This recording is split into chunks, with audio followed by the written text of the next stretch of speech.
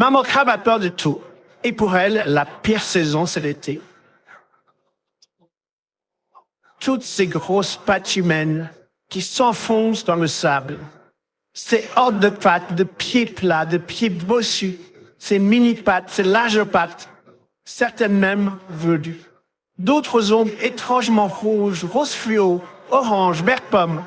Ces pattes qui avancent, en grappe, en troupe, qui piétinent, qui sautent, comme si les crabes, nous n'existions pas. Ces mini-pattes accrochées à leurs pelles, parfois plus grandes qu'eux, et qui creusent, comme si la plage, la mer leur appartenait. Leurs grosses pattes, leurs larges mains d'humains. Mais le pire, ce sont leurs cris de bêtes sauvages. À tout âge, dès qu'ils arrivent sur une plage, ils courent vers l'eau, les bras en l'air, en criant, le plongeant, hurlant.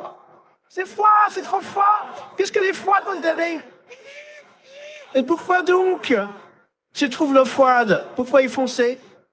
Pourquoi se faire du mal et nous faire du mal? L'eau est un délice. On serait prêt à partager si nous proposait gentiment.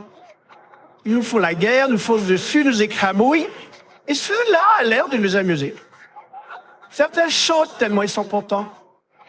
Et quand les grosses pattes repèrent l'âme entre nous, c'est pour l'attraper d'une pince, l'air dégoûté.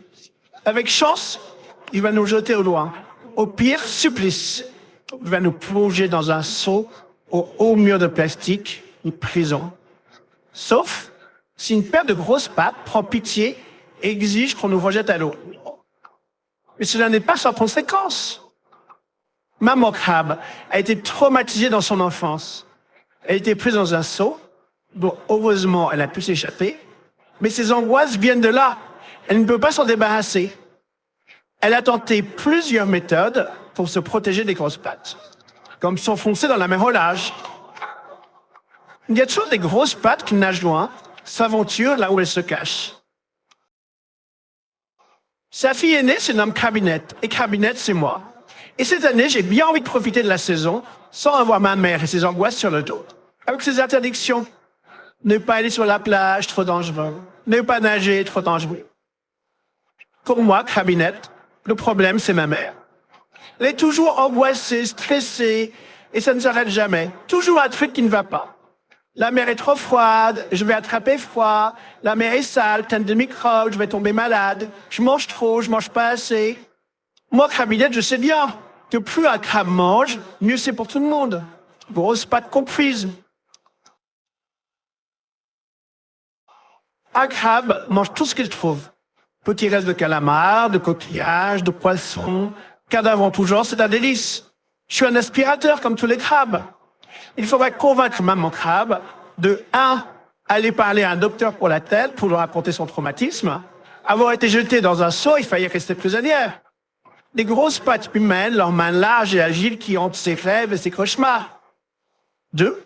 Que maman crabe enfin sorte de son trou. Elle est engoncée dans sa carapace, incapable de profiter de la plage et de la mer. Si elle se mettait à courir de travers, nager sur la longueur, même bioga, elle irait beaucoup mieux. Et si elle va mieux, je pourrais profiter tranquillement, continuer à manger tout ce que je trouve, et l'eau serait bien plus propre, la plage aussi. Et on pourrait espérer que les grosses pattes, avec leurs mains larges et agiles, seraient contentes que la plage soit aussi propre. Ils arrêteraient de s'agiter et de crier. Peut-être que moi, Crabinette, je me fais des illusions. J'ai un deuxième projet. Éduquer les enfants et leurs petites pattes.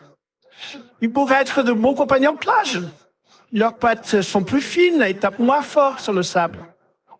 Les enfants à pattes aiment rouler dans le sable mouillé, se salir, traîner dans les flaques. Ils ont de grandes qualités qui disparaissent à l'âge adulte. Je pourrais leur montrer comment marcher avec délicatesse, soulever bien chaque jambe avant de la poser sur le sol, afin de ne pas nous écraser. En attendant, pour me protéger des grosses pattes, des petites pattes et de ma mère surtout, je me suis construit un tunnel secret et personnel. Cela a été un long travail. J'avais contre moi ma mère, qui veut toujours avoir l'œil sur moi. Elle entre sans frapper, se frayant un chemin sans autorisation, et bien sûr toutes ses pattes en tout genre. J'ai embauché une armée pour protéger mon tunnel. J'ai choisi comme chef Médusa, accompagné de ces méduses. Elles font peur à tout le monde. Le problème, c'est que Médusa, comme tous les membres de sa famille, n'est pas l'obéissante.